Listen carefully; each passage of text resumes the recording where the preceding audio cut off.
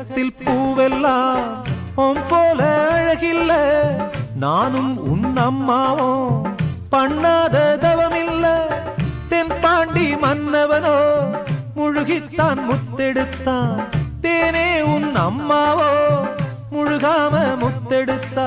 கண்ணே தெய்வம் கண்டேன் உந்தன் கண்ணே சந்நிதி, ஓ முத்தம் பட்டு எச்சில் பட்டா கொஞ்சம் நிம்மதி.